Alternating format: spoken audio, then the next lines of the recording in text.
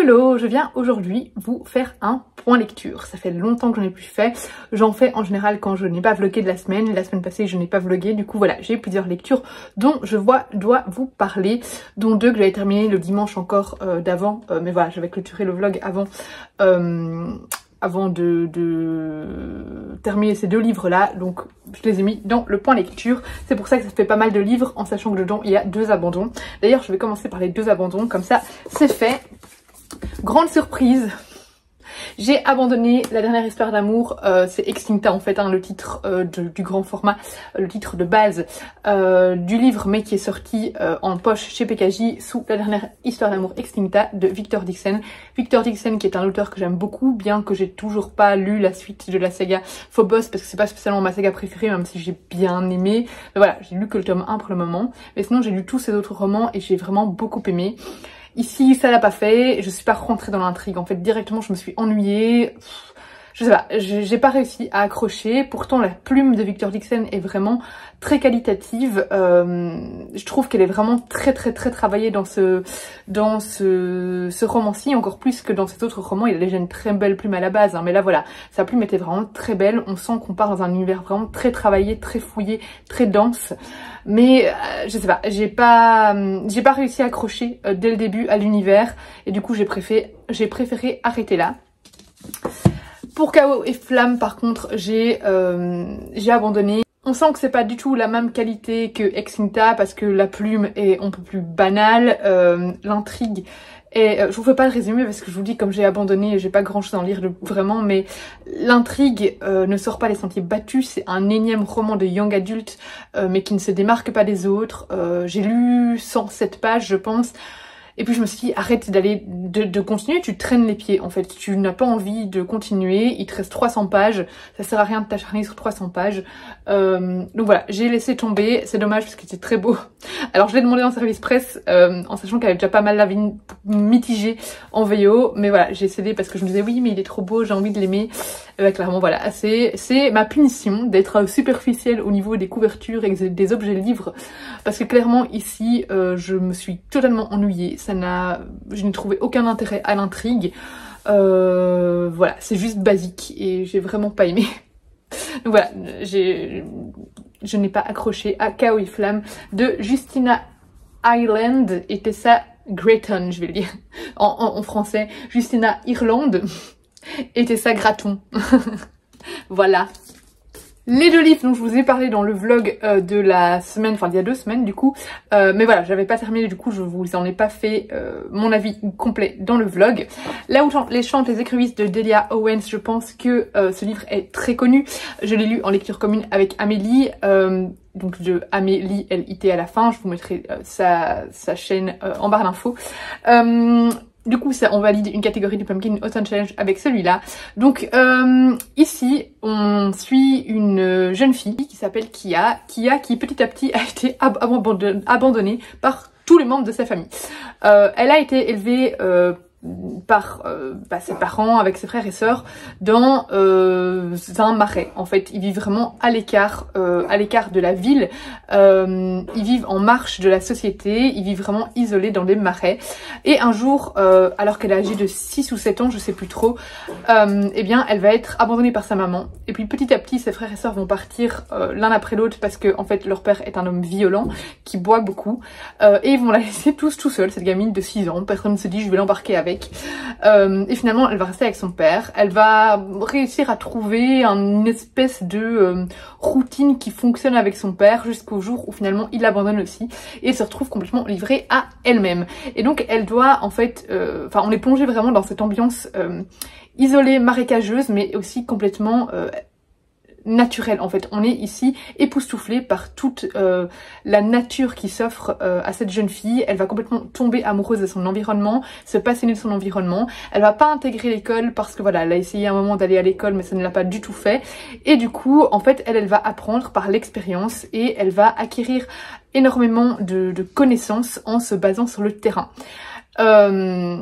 C'était juste passionnant, c'était un vrai hymne à la nature, mais aussi un roman tellement humain au niveau des relations humaines, des personnages. Ici elle va pouvoir trouver le soutien chez certains personnages, et ça va vraiment lui être primordial. Mais on voit du coup cette petite fille qui va devoir grandir, évoluer tout seul. Ça parle un peu de ces gens qu'on juge sans vraiment les connaître, voilà, de tous les préjugés autour de ces personnes, ces préjugés qui vont avoir des conséquences à un moment dans le roman, vous verrez pourquoi. On a en parallèle une affaire de meurtre à élucider qui se produit des années plus tard, hein, quand elle est déjà adulte. Mais voilà, on va voir comment tous ces préjugés vont impacter cette affaire de meurtre sans trop vous en dire non plus. Voilà, je ne peux pas trop vous en dire, mais j'ai trouvé que cette plume était juste immersive, riche en descriptions, c'était juste magnifique. Vraiment, j'ai beaucoup aimé ce livre, je l'ai trouvé très humain. Il y a des passages un peu plus... Enfin, c'est globalement lent hein, comme récit, mais voilà, on accroche quand même. C'est pas un livre que j'ai su lire d'une traite. Il me fallait faire un peu de pause, surtout au début, parce que c'était quand même assez dense, mais je me suis ennuyée à aucun moment en fait. C'est juste qu'il y avait beaucoup de descriptions, mais j'ai trouvé que c'était juste parfait. La leçon du mal, complètement à l'opposé de Là où chantent les écrevisses. Ici on est, c'est écrit donc par Yusuke Kishi, un auteur japonais.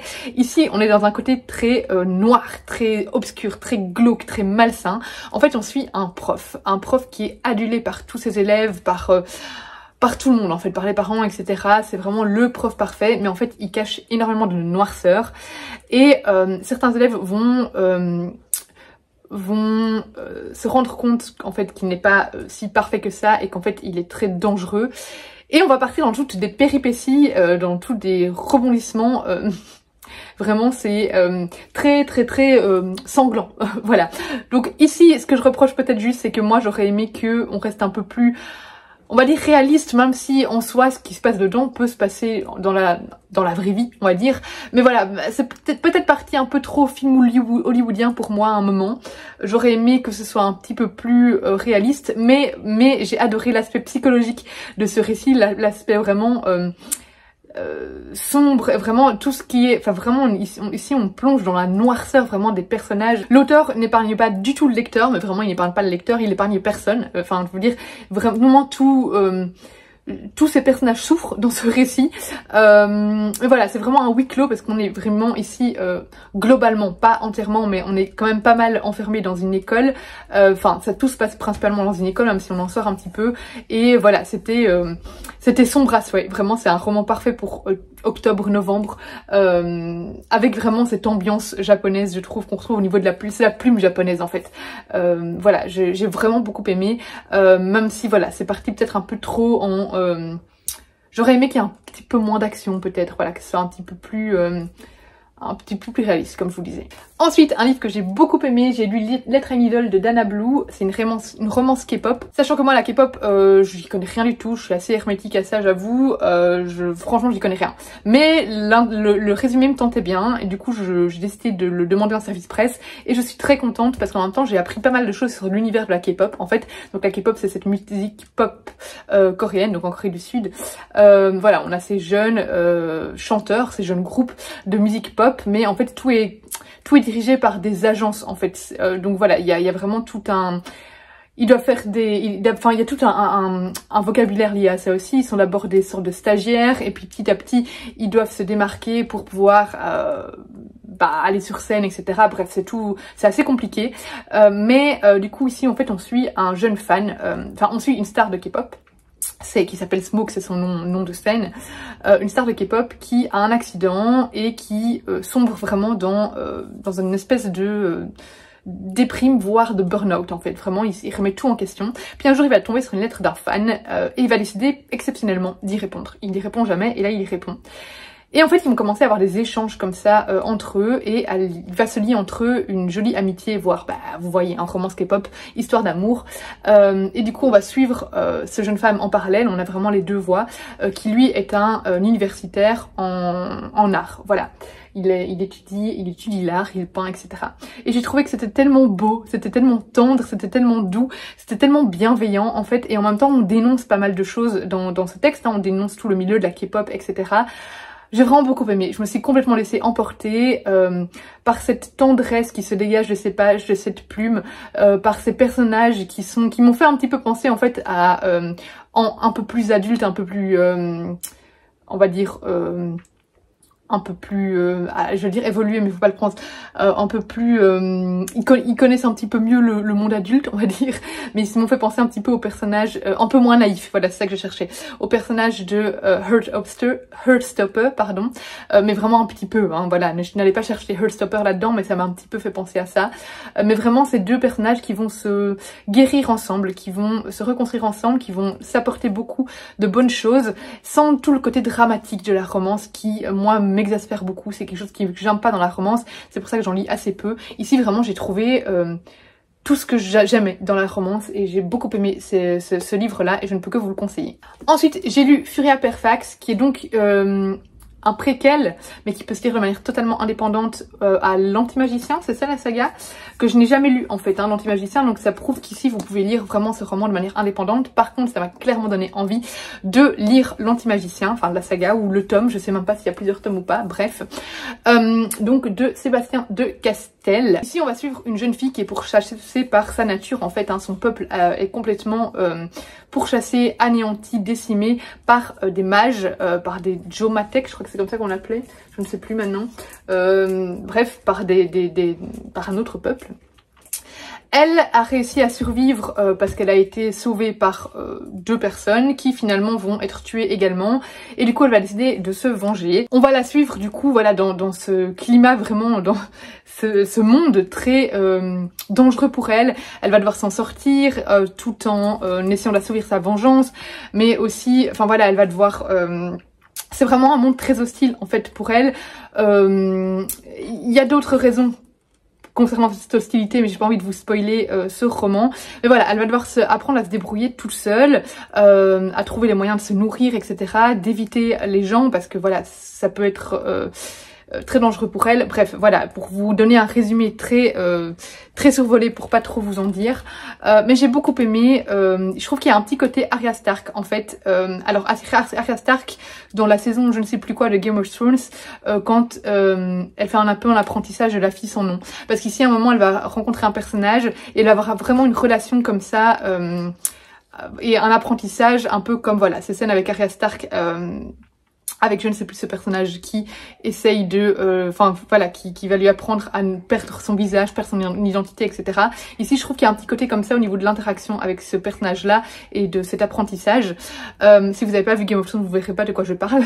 Voilà, j'ai beaucoup aimé ce roman qui est vraiment très sombre, hein, au niveau du récit, au niveau de l'intrigue, c'est assez sombre. Avec des personnages, voilà, les deux personnages vraiment ici qui m'ont beaucoup plu, j'ai beaucoup aimé leurs répliques, leurs interactions entre eux. Il y a un petit peu un humour noir dans ce texte.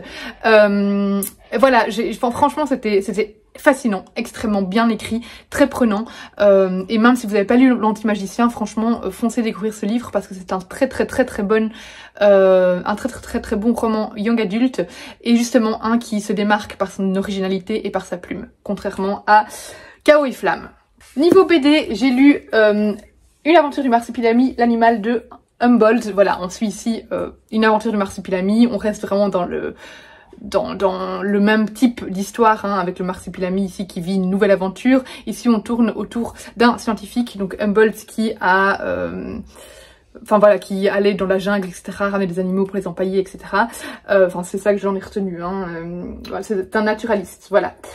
Mais c'est ça, c'est pour les empailler et tout. On suit un moment un empailleur, du coup je sais plus si le scientifique empaillait ou pas, mais il me semble que oui. Bref, il était naturaliste. Et en fait, ce naturaliste va tomber sur le marsupilami, et puis on est beaucoup plus tard, genre 150 ans après, quelque chose comme ça, et on suit une jeune fille en 1933, je pense que c'est comme ça, en Allemagne, qui va tomber sur une caisse qui a été... Enfin, une caisse qui a été ramenée de la jungle par Humboldt il y a très longtemps du coup, et qui n'a jamais été ouverte. Et dans cette caisse, il y aura le marsupilami, bref, voilà. Mais du coup, c'est voilà, c'est plein de rebondissements, c'est mignon, on a cette petite amitié toujours, enfin, cette petite amitié entre le marsupilami et cette jeune fille. C'est plein de rebondissements, c'est une intrigue dynamique. Moi j'aime beaucoup les histoires du Marsupilami, donc je pense que si vous aimez le Marsupilami, cette BD vous plaira aussi. Et enfin, je termine avec le tome 2 de Hirayasumi de Keigo Shinzo. J'avais découvert cette saga de manga grâce à Michael Brun-Arnaud, voilà, qui m'avait acheté le tome 1. Et clairement, là, j'avais envie de continuer la saga. Là, maintenant, je vais sûrement acheter bientôt le tome 3. Donc ici, c'est vraiment un manga tout doux, avec... on se concentre sur des scènes du quotidien, en fait. Il se passe pas grand chose, mais on est juste bien dans ce manga. C'est vraiment un manga réconfortant, une bulle de tendresse et de bonheur. Enfin voilà, avec des relations très humaines.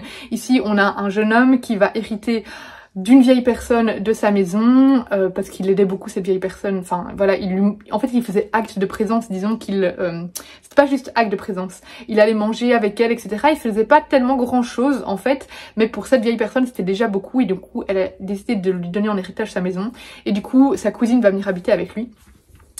Et on va les suivre simplement dans les scènes au quotidien, mais c'est vraiment le genre de manga où on est bien, c'est vraiment un bonbon, c'est vraiment un bonheur. J'aime beaucoup les illustrations, je passe un très bon moment entre ces pages, et voilà, il y a un petit côté aussi parfois humoristique, enfin voilà, ça mêle plein de bons sentiments en fait, et plein aussi de chouettes réflexions, hein. Enfin voilà, il y a aussi un petit peu un aspect, on développe nos personnages qui se posent aussi des questions, etc. Donc il y a aussi des questions universelles en fait dans ce manga, mais vraiment je le savoure, et là j'ai hâte de me plonger dans le 3. Voilà, c'est tout pour ce petit point lecture, j'espère qu'il vous aura plu. N'hésitez pas comme toujours à laisser un commentaire, un pouce vers le haut et à vous abonner si ce n'est pas encore le cas. Et moi, je vous fais des gros bisous et je vous dis à bientôt pour une prochaine vidéo.